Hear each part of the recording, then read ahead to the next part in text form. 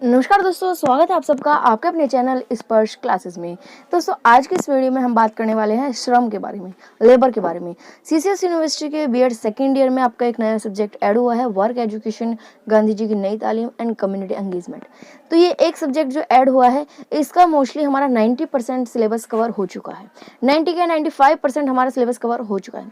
इसमें आपका first unit में अगर आप देखेंगे तो कुछ 2-3 टॉपिक ऐसे हैं जो कि लॉन्ग क्वेश्चन में तो आने की उम्मीद बिल्कुल भी नहीं है, लेकिन शॉर्ट क्वेश्चन में वो पूछे जा सकते हैं। एक्सपेक्टेड है कि वो क्वेश्चन शॉर्ट क्वेश्चन में जरूर आएंगे। तो उन्हीं क्वेश्चन के 2-3 टॉपिक्स हैं वे, तो उन्हीं टॉपिक्स के बारे में आज की इस वीडियो में हम बात करेंगे। वीडियो इंपॉर्टेंट है, टॉपिक्स इंपॉर्टेंट है शॉर्ट क्वेश्चंस के लिए, तो वीडियो को बिल्कुल भी मिस मत कीजिएगा। तो चलिए ज़्यादा समय न लेते हुए शुरू करेंगे आज की इस वीडियो को। दोस्तों श्रम, लेबर, नॉर्मली हम सब जानते हैं लेबर किसको कहते हैं, श्रम किसको कहते हैं। जब हम किसी भी इनाम की लालसा से जब हम किसी भी इनाम की लालसा से किसी पुरस्कार के लिए या किसी भी मौद्रिक पुरस्कार के लिए, मौद्रिक पुरस्कार यानी कि जब हमें कुछ रुपए मिलने वाले हों, ठीक है, तो उसके लालच में जब हम कुछ कार्य करते हैं, कुछ मेहनत करते हैं, फिजिकल वर्क जब हम करते हैं, तो उसको हम कहते हैं लेबर यानी कि श्रम। जब हमें पता होता है कि हम अगर ये कार्य को करेंगे तो हमें पैसे मिलेंगे या रुपए मिलेंगे, तो ही हम वो उस काम को करेंगे, तो उस चीज़ को कहते हैं लेबर। अगर हम कोई काम ऐसे कर रहे हैं जिसको हमें इंटरेस्ट है, जिसको हमें करने में हमारा शौक है, वो काम और हमारी रुचि है, भले ही उसमें कितनी भी मेहनत हो, उसको हम लेबर नहीं कहेंगे, उसको हम लेबर नहीं कह सकते। क्यों? क्योंकि वो तो हम अपनी रुचि के अनुसार कर रहे हैं। हम अपने घर में कुछ काम कर रहे हैं, वो हम अपनी रुचि, अपने शौक के अनुसार हम अपने लिए कर रहे हैं, वो अपनी खुशी के लिए कर रहे हैं। लेकिन जो आप मौद्रिक पुरस्कार के लिए, जो आप किसी रुपए के पुरस्कार के लिए कि हमें हाँ इसके करने के बाद कुछ रुपए मिलेंगे, तो उसके लिए जब हम काम करते हैं तो वो होता है हमारा लेबर यानी कि श्रम कहते हैं। श्रम में एक बात जरूर ध्यान रखिएगा, यहाँ पर आपका फिजिकल वर्क को ही ऐड किया जाता है, ठीक है।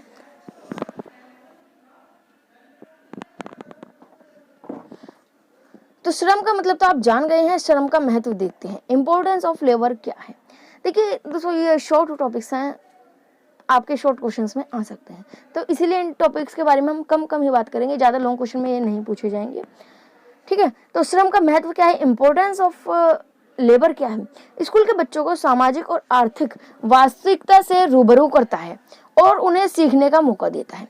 जो स्कूल के बच्चे होते हैं उनको अपने समाज के बारे में और जो आर्थिक वास्तविकता है, जो रियलिटी है हमारे समाज की, हमारे जीवन की जो रियलिटी है कि हमें आगे चलकर कुछ ना कुछ काम करना पड़ेगा, मेहनत करनी पड़ेगी, तभी हमें कुछ ना कुछ रुपए मिलेंगे, तो वो जो वास्तविकता है उसको जानने में बच्चों को मदद मिलती है, ठीक है। अगर हम शुरू में जो वर्क एजुकेशन के जरिए कुछ ना कुछ स्किल जोड़ देते हैं, चाहे वो मिट्टी के बर्तन बनाने हों, ठीक है, चाहे वो वेस्ट मटेरियल से कुछ बनाना हो, कुछ क्रिएट करना हो, किसी भी तरह का कोई कार्य, कोई स्किल है जो अगर हम वर्क एजुकेशन में ऐड कर देते हैं और बच्चों से कराते हैं, तो उससे क्या होगा, बच्चों को सामाजिक और आर्थिक वास्तविकता जो है, जो रियलिटी है, उसको समझने में मदद मिलेगी और कुछ सीखने का मौका मिलेगा, ठीक है। बच्चों को वो काम करने भी आएगा, वो काम को करना सीख जाएंगे उस चीज़ को।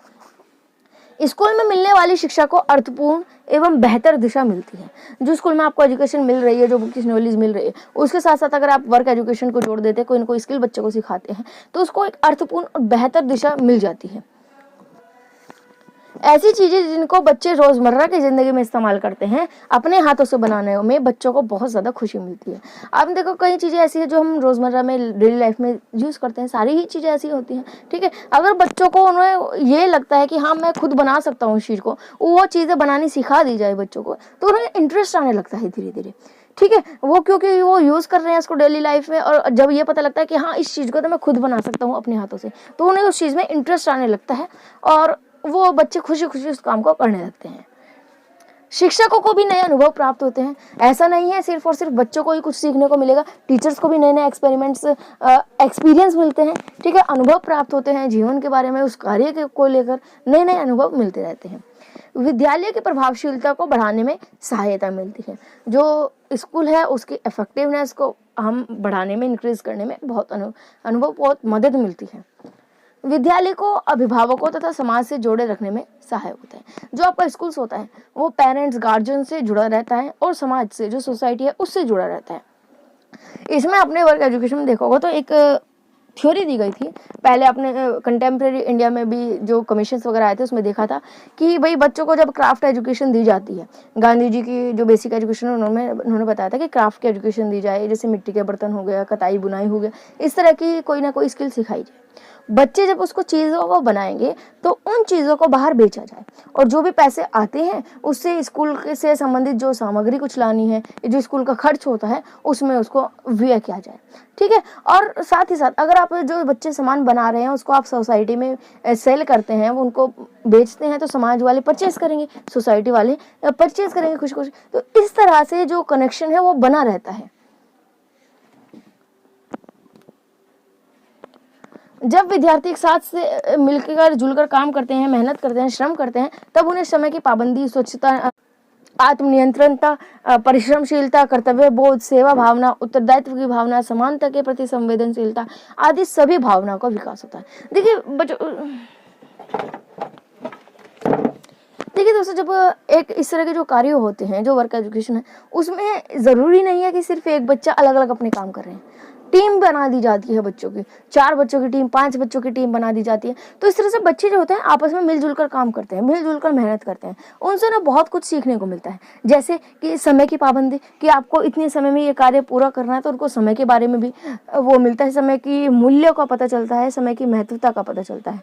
स्वच्छता, वो अपने आप ही जो काम करेंगे उसमें स्वच्छता रखने की कोशिश करेंगे। आत्मनियंत्रण का भी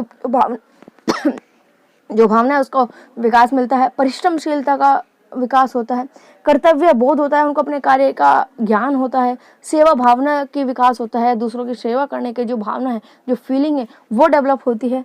उत्तरदायित्व की भावना आती है और समानता के प्रति संवेदनशीलता आती है। मेन बात यह है समानता के प्रति संवेदनशीलता। वो फिर अगर आप वर्क एजुकेशन देंगे बच्चों को तो वो क्या होगा, छोटे बड़े का जो भेदभाव होता है वो खत्म होएगा कहीं ना कहीं। क्योंकि देखिए बच्चों को ये तो शिक्षा मिलेगी ना कि कोई भी काम छोटा नहीं होता, कोई भी काम बड़ा नहीं होता, हर कार्य अपनी अपनी जगह पे अपने लिए महत्वपूर्ण है। ठीक है। तो कोई काम छोटा या बड़ा नहीं होता, बच्चे सब मिलकर आपस में काम करेंगे तो जो ऊंच नीच का भावना है या छोटे बड़े का भावना है, जो असमानता की जो भावना है वो खत्म होगी और समानता के प्रति संवेदनशीलता बढ़ेगी। ठीक है। सेंसिटिविटी बढ़ेगी क्वालिटी की ओर। तो दोस्तों ये था श्रम के बारे में आज का टॉपिक। तो ये शॉर्ट क्वेश्चंस में आ सकता है, लॉन्ग क्वेश्चन में तो नहीं पूछा जाएगा, उम्मीद नहीं है बिल्कुल भी।